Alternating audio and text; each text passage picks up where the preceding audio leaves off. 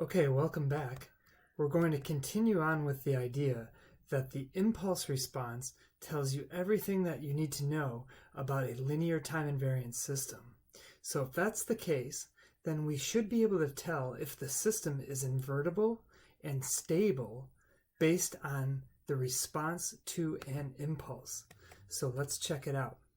First, I'm going to remind you that invertibility and stability are unrelated concepts, and I'm just putting the two of them into the same video. So we'll talk about invertibility first. And if you recall from the first video on invertibility, the idea is this. If I have a system here and it's invertible, and if I put in, we'll say discrete time for right now. If I put in xn into this system, I get something out. And then if I put that, whatever I got out, into another system that happens to be the inverse,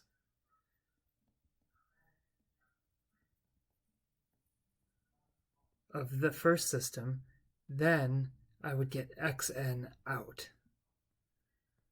Right? If that's true, okay, then this is the inverse of that system. Now, we covered this already, but the new part is that if this is an LTI system with impulse response h of n, and this is an LTI system with impulse response, we'll say h negative 1 of n, then what must be true about hn and h negative 1 of n? Well, what do I get out of the first system?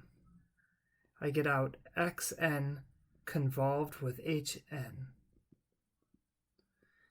So that's what I get out, that's right here, and then that's what I put into the next system. So then I would take that and I would convolve it with this new impulse response of the second system, and that would have to give me xn back if those are going to be inverses of one another. So let me regroup this as we can with associativity.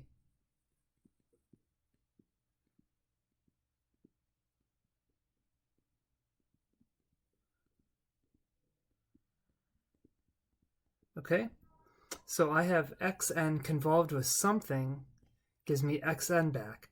So what must this something be? Well, it's got to be the identity of convolution. And we already said the identity of convolution is delta of n, because xn convolved with delta n gives me xn again. Okay, so now what we can say is that if two systems are inverses of one another, then their impulse responses convolve to the impulse itself. All right, let's look at an example. All right, let's suppose that first system has an impulse response that's the unit step. Okay? So the output, so we'll call this W right here. The output then of this system is the convolution of xn with the unit step, which is, by definition, k equals minus infinity to infinity, xk u of n minus k. So we have to evaluate the sum. We have to do the convolution. So the unit step is easy because it's either 0 or 1. So for k less than n or equal to n, then the argument is positive and the unit step is 1. For k larger than n, the argument of the unit step is negative and the unit step is 0. Those terms do not contribute to the sum. So we're just going to take k goes from minus infinity to n of xk. In this range, from minus infinity to n, the unit step is 1. So we just drop it.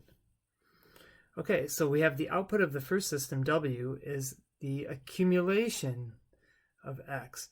So this system with impulse response a unit step that's actually an accumulator. How about that? Interesting. Okay. So as the first system is an accumulator, we've talked about accumulators before. Now we know its impulse response. Then we might expect its inverse to be a first difference. So we would expect the impulse response, or I guess let's, for right now, let's call this y event over here.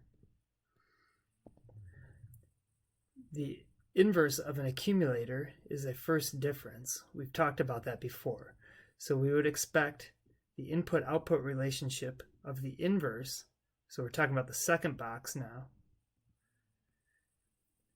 to be this, that the output is w of n minus w of n minus 1. So what's the impulse response of a first difference? Well, the impulse response, which we were calling h negative 1, the impulse response is, again, literally what I get out when I put in an impulse. So if I make w an impulse, right? If I make w an impulse, so this is what I put in, and then h is what I get out. So if w is an impulse, this is what I get out. This is the impulse response of the second system. So the question is now, so this is a first difference, right? First difference. So let's see if our hunch is correct.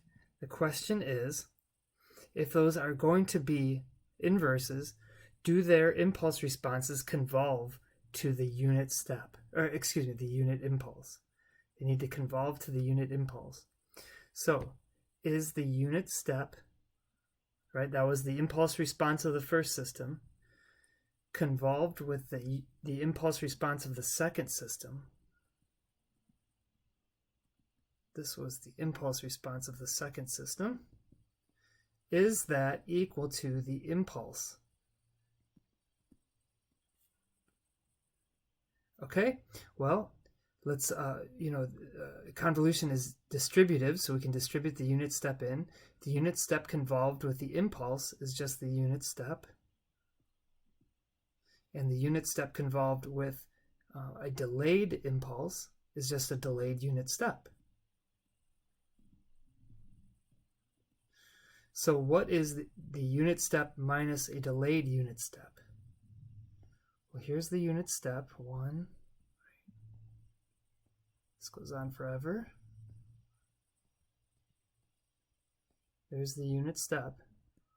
And if I delay it by 1 unit,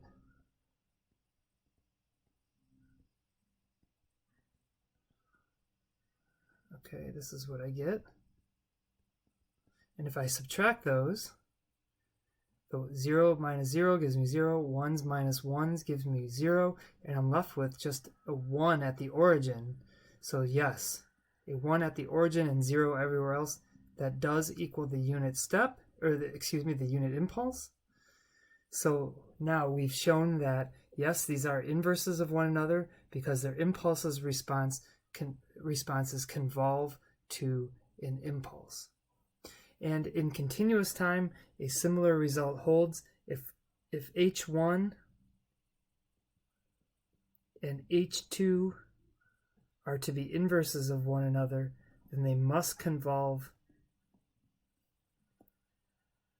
to the impulse. Okay? Moving on, let's go to talk about stability. So recall, for stability, we had the idea that if x was bounded, and we'll work in discrete time for right now, but a similar result will hold for continuous time. If x, not x of k, x of n, if x were, the absolute value of x was less than some constant b, so if we could find some constant such that the absolute value of x was less than b for all n, then that's a bounded signal. And the system is stable if a bounded signal produces another bounded signal, perhaps with a different constant. Okay, so this was the definition of stability. A bounded input produces a bounded output, possibly a different bound, but still bounded. Okay, so we know that the output of an LTI system is given by this.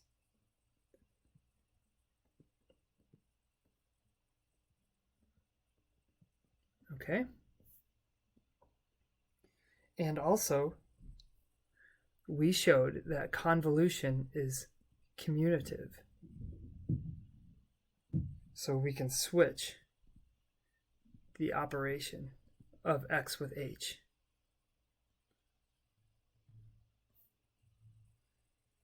All right, now I need to kind of get this absolute value into the expression. So let me take the absolute value of both sides. Absolute value of y is equal to the absolute value of this sum.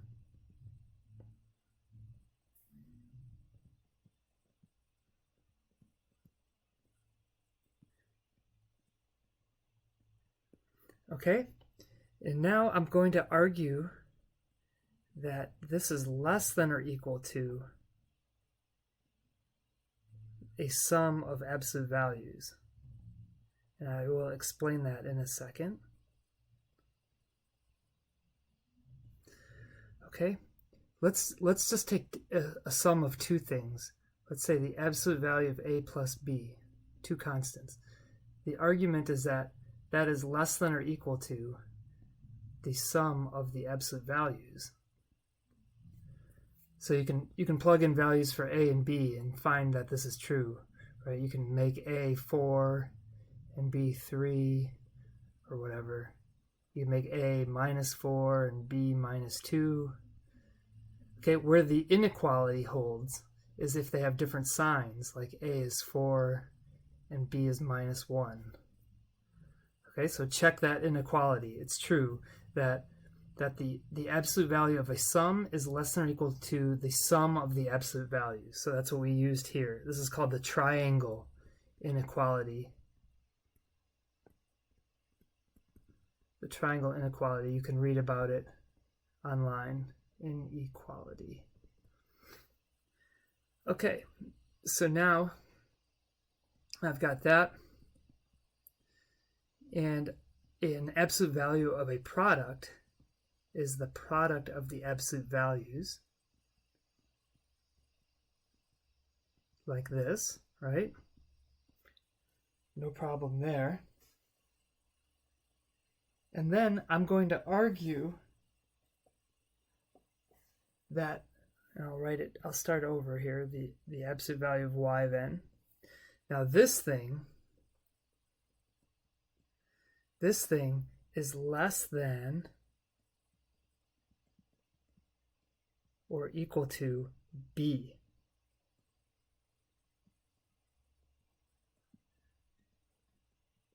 Okay? And the reason for that is if I'm adding up a bunch of samples of x, and each sample of x is known to be less than b, then that sum has to be less than if I summed b a bunch of times, right? Like if each one of these samples is less than b, then I know that if I just sum b a bunch of times, I know that the sum of the actual samples is less than the amount of times I've summed b. So b is a constant, so I can bring b out.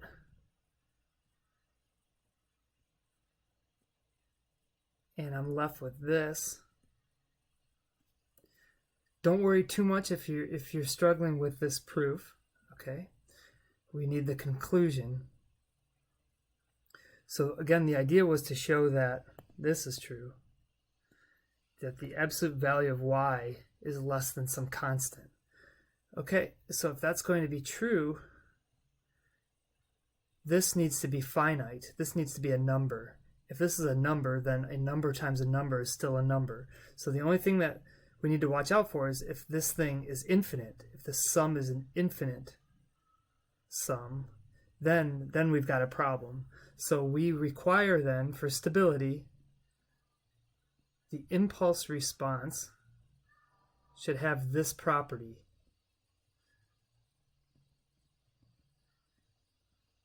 Okay? We need the sum of the absolute value of every sample to be less than infinity. And we can change this back to n if we want. It doesn't really matter what you call that indexer. Okay, you might see it written like this. And so what this is saying is that h must be absolutely integrable or absolutely summable. Whoops, don't want that. Absolutely summable. Okay, so if we have an LTI system whose impulse response is absolutely summable, then that LTI system is stable. And for continuous time, we have something similar.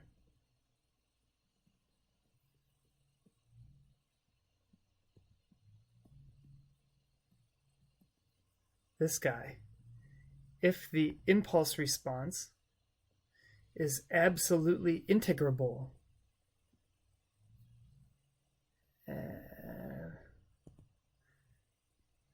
I don't know what I'm doing here. I'm writing red rectangles.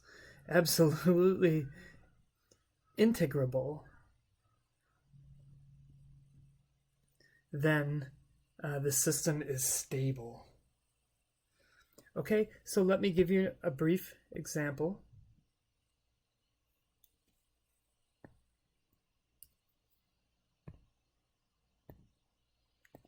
That accumulator, okay, is it stable?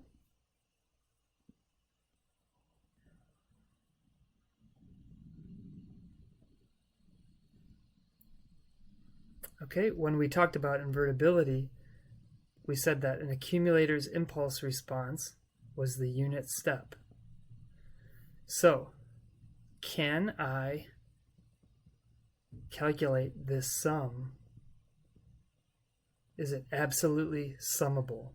Well, the unit step is 0 for negative k, so those zeros contribute nothing to the sum, so I can change the bottom. And then in this range, the unit step is 1, so I can drop the absolute value because 1 is already positive. So is this finite or is this infinite? What do I get when I add 1 an infinite number of times? Right? 1 plus 1 plus 1 plus 1. That goes to infinity.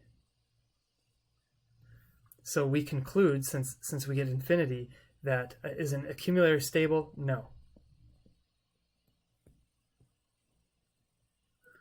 Okay, let me just give you another example. I don't think it deserves its own video, so I'll just give you another one.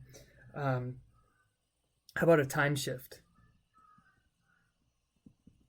Is a time shift system stable?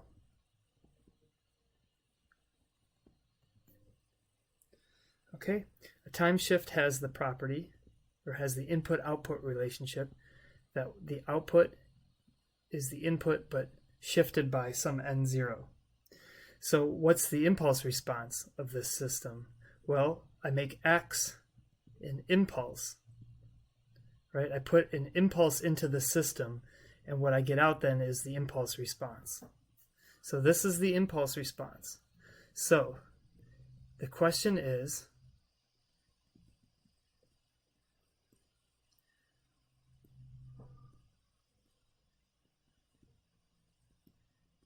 that sum finite? Right? And there's only one n from minus infinity to infinity that makes this non-zero, and that's n0. This is actually related to the sifting property. And at n0, At n0, the impulse is 1. It's 0 everywhere. And so the absolute value is still 1. So this sum is actually 1. Okay? That's related to a property of the impulse. And so yes, this is finite. It doesn't matter what number we get as long as it's finite, as long as the number is less than infinity. So is the time shift stable? Yes. Okay, and similarly in continuous time, a time shift would be have this input-output relationship. Okay, so what's the impulse response? Well, if I put in an impulse for x, then out is the impulse response. So the question then is,